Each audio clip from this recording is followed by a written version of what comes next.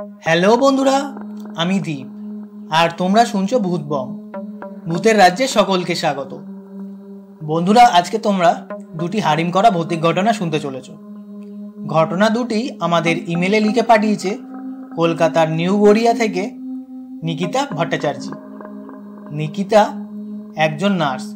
নিকিতা কলকাতারই এক নামকরা হসপিটালে জব করে।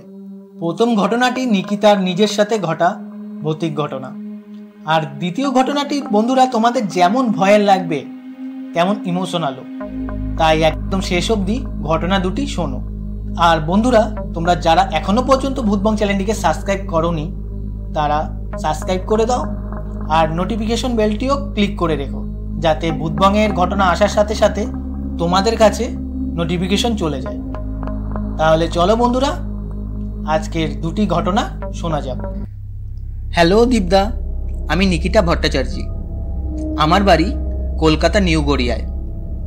মাঝের মধ্যে যখন সময় পাই তখন তোমার ভূতবংয়ের ঘটনাগুলি শুনি। আমার খুব ভালো লাগে এই ভূতবংয়ের ঘটনাগুলি। এক সপ্তাহ ছুটিতে ছিলাম, তাই এই ছুটির মাঝে দুটি ঘটনা লিখে পাঠালাম। ঘটনা দুটি যদি তোমার ভালো লেগে থাকে তাহলে ভূতবংয়ে পড়ে শুনিও, তাহলে আমি খুব খুশি হব। প্রথমে যেই ঘটনাটি লিখলাম সেটি ঘটে আমার নিজের সাথে, কলকাতার এক নামকরা হসপিটালে। আমি একজন নার্স। 2022 সালে আমি এই নার্সের জবে জয়েন করি। হসপিটালের নামটা নিলাম না। আমার সাথে এই অলৌকিক ঘটনাটি ঘটেছিল গত বছর ডিসেম্বর মাসে। আমার ডিউটি পড়ে নাইট শিফটে আইসিইউতে। রাত 10টার সময় যেই পেশেন্টদের ইঞ্জেকশন দেওয়ার ডিউটি ছিল আমার, সেই ডিউটি কমপ্লিট করে আমি ওয়াশরুমে যাই। ওয়াশরুমটা ছিল আইসিইউ থেকে বেরিয়ে ব্যালকনির দিকটায়। আমি ফোনে মার সাথে কথা বলতে বলতে ওয়াশরুমের দিকে যাই। গিয়ে দেখি আগের থেকেই কেউ ওয়াশরুমের ভেতর ছিল, তো আমি মার সাথে কথা বলে যাই।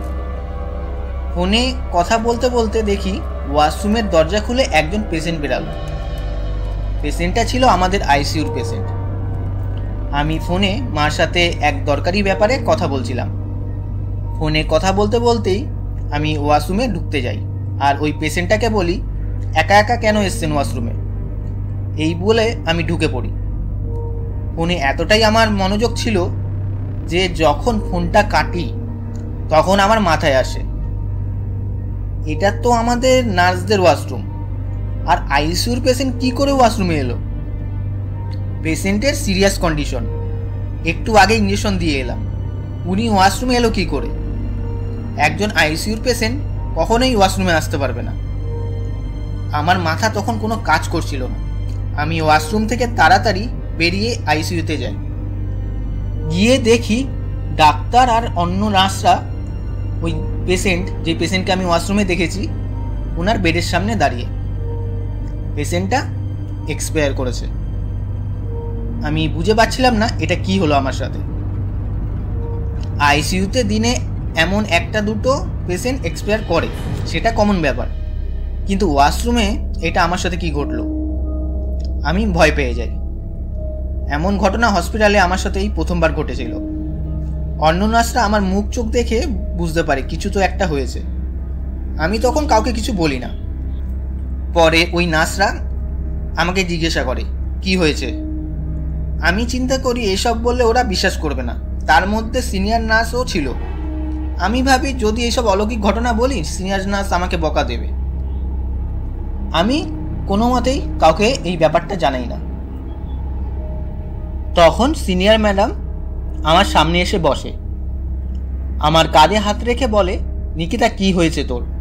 ভয় পাস না, আমাকে বল, অলৌকিক কিছু ঘটেছে? আমি বুঝে পাচ্ছিলাম না ম্যাডাম কি করে বুঝলো অলৌকিক কিছু হয়েছে কিনা। আমি তখন ম্যাডামকে জিজ্ঞাসা করি, ম্যাডাম আপনি কি করে বুঝলেন অলৌকিক কিছু হয়েছে কিনা? ম্যাডাম বলে, তোর মুখ চোখ দেখেই বোঝা যাচ্ছে, কি হয়েছে এবার খুলে বল। আমি তারপর বলি ওয়াশরুমে যা যা ঘটেছে আমার সাথে। ম্যাডাম বলে, এমন ঘটনা আমার সাথেও অনেক ঘটেছে, এখন এইসব ঘটনা অত আর ভয় লাগে না। হসপিটালে এমন ঘটনা ঘটেই, এই নিয়ে বেশি ভাবিস না আর ভয় পাস না। ম্যাডাম আমাকে যেইভাবে সাপোর্ট করে আর বোঝায় ম্যাডামের কথা শুনে আমার সেই ভয়টা কেটে যায়।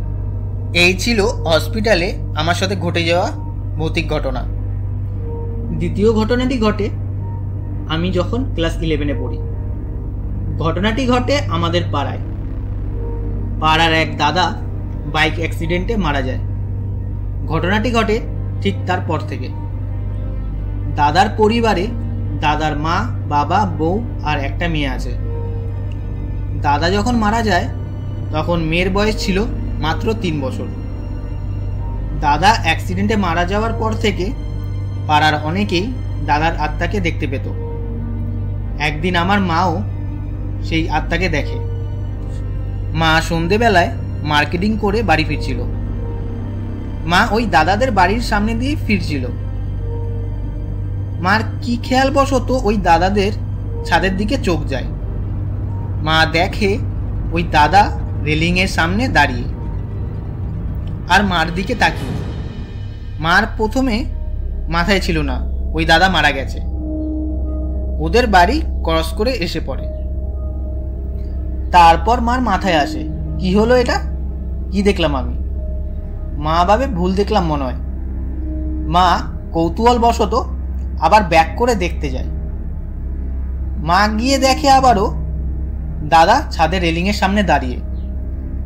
মা ভাবে এ আমি কি দেখছি, ব্যাক করে আসাটা আমার উচিত হয়নি। মা তাড়াতাড়ি বাড়ির দিকে হাঁটা দেয়। মা বাড়ি এসে কলিং বেল বাজায় আর জোরে জোরে দরজা ধাক্কাতে থাকে। বাবা দরজা খোলে। বাবা মাকে বলে, আরে কি হলো, একটু তো সময় দাও দরজা খোলার, বেল দিচ্ছ তার মধ্যে এরকম জোরে দরজা ধাক্কাচ্ছ। মা বলে, আরে ঘরে চলো সব বলছি। মা পুরো ঘেমে জল হয়ে গিয়েছিল। আমি মাকে জল দেই। আমি আর বাবা মাকে জিজ্ঞাসা করি কি হয়েছে। মা তারপর সব বলে যা যা দেখেছে।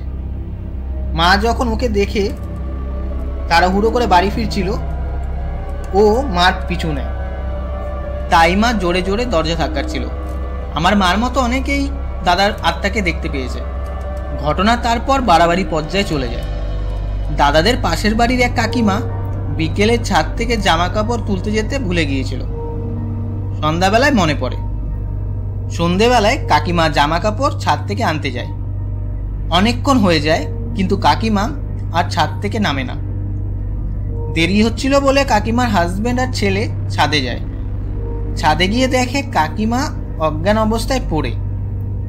তারপর কাকিমার ছেলে আর হাজবেন্ড কাকিমাকে ধরে নিয়ে আসে। চোখে মুখে জল দেওয়া হয়। কাকিমার জ্ঞান ফেরে। তারপর খুব চেল্লানোর আওয়াজ ওই বাড়ি থেকে। ওই চেল্লানোর আওয়াজে পাড়ার সবাই ওই কাকিমাদের বাড়ি যায়। দেখে কাকিমা ঘরের এক কোনায় বসে, একবার হাজবেন্ডের গলা টিপতে যাচ্ছে, একবার ছেলের গলা টিপতে যাচ্ছে। কাকিমার চোখ পুরো রক্ত জবার মতো লাল হয়ে গেছে আর গলার টোন পুরো পাল্টে যায়, ছেলের গলার মতো হয়ে গেছে। ওই কাকিমাকে কেউ ধরে রাখতে পারছিল না। উনি ওনার হাজবেন্ড আর ছেলেকে মেরেই ফেলবে। তারপর ওনার হাত পা বেঁধে রাখা হয়। এতটাই উনি উগ্ররূপ ধারণ করেছিল। কারো আর বুঝতে বাকি ছিল না যে ব্যাপারটা কি ঘটেছে। সেই দিন রাতটা ওনাকে বেঁধে রাখা হয়। এমন ঘটনায় পাড়ার মধ্যে একটা টেনশন ভাব কাজ করে। সকাল হয়, এক ওঝাকে ডেকে আনা হয়। ওঝাকে দেখে কাকিমা বাজে ভাষায় গাল দিতে শুরু করে। ওঝা জল আর সর্ষে ছেটায় কাকিমার গায়ে। ওই ছেটানোর পর কাকিমা বলে, গা জ্বলে পুড়ে গেল, বন্ধ কর, না হলে ওঝা তোর আজ শেষ দিন। ওঝা তাও সমানে সর্ষে আর জল ছিটিয়ে যায়। তারপর ওঝা বলে, তুই কে, একে কেন ধরেছিস? তখন কাকিমার ভেতর ভর করা আত্মাটি বলে, আমি সুরজিৎ। বলে রাখি, যে দাদা বাইক অ্যাক্সিডেন্টে মারা গেছে ওর নামই সুরজিৎ। তখন ওঝা বলে, ওকে কেন ধরেছিস? তখন ওই দাদার আত্মা যা বলে তা শুনে সবাই ইমোশনাল হয়ে যায়। বলে, আমি মারা যাওয়ার পর থেকে আমার মেয়েকে ধরতে পারছি না, কোলে নিতে পারছি না, পুচকি বলে ডাকতে পারছি না, তাই ওনার দেহ নিয়েছি যাতে ওনার মাধ্যমে আমার পুচকিকে ধরতে পারি আর কোলে নিতে পারি। তখন ওঝা বলে, অবুঝের মতো কথা বলিস না, তুই এনার ক্ষতি করছিস। ওনারও তো পরিবার আছে, আর ওনার মাধ্যমে তুই তোর মেয়েকে কোলে নিবি? একটু ভেবে দেখ, তোর মেয়ে ভয় পাবে। ভয় পেলে তোর মেয়ের কি হতে পারে? বোকার মতো কথা বলে যাচ্ছিস। তখন সেই দাদার আত্মাটি ব্যাপারটা বোঝে। তখন সেই আত্মাটা বলে, আমি এনাকে ছেড়ে দেবো। ওঝা বলে, কি করে বুঝবো তুই এনাকে ছেড়ে দিয়েছিস? তখন দাদার আত্মাটি বলে, আমাদের বাড়ির পেছনে আম গাছ আছে, একটা মোটা ডাল ভেঙে যাব। এই বলে ওই কাকিমা অজ্ঞান হয়ে যায়। সবাই দেখে ঝড় বাতাস কিচ্ছু নেই। হঠাৎ আম গাছের একটা মোটা ডাল ভেঙে পড়ল। এরপরও ওই দাদার আত্মাকে অনেকে দেখতে পেয়েছে। তারপর দাদার মা, বাবা আর বউ একদিন গয়ায় গিয়ে পিণ্ডি দেয়। তারপর থেকে আর কেউ কখনো ওই দাদার আত্মাকে দেখতে পায়নি। দীপদা, এই ছিল ঘটনা। দ্বিতীয় ঘটনাটি যেমন ভয়ের তেমন ইমোশনাল। আশা করি দুটি ঘটনাই ভূতবঙ্গের দর্শকদের খুব ভয়ের লাগবে। তাহলে বন্ধুরা, নিকিতার দুটি ঘটনা কেমন লাগলো আর কোন ঘটনাটা বেশি ভয়ের লাগলো কমেন্ট করে জানিও আর লাইক করে দিও। আর বন্ধুরা, তোমরাও যদি ঘটনা পাঠাতে চাও তাহলে আমাদের ভূতবঙ্গের ইমেল আইডি bhutbongofficial@gmail.com পাঠিয়ে দিও। তাহলে বন্ধুরা, আজকের জন্য এইটুকুই। Tata, by.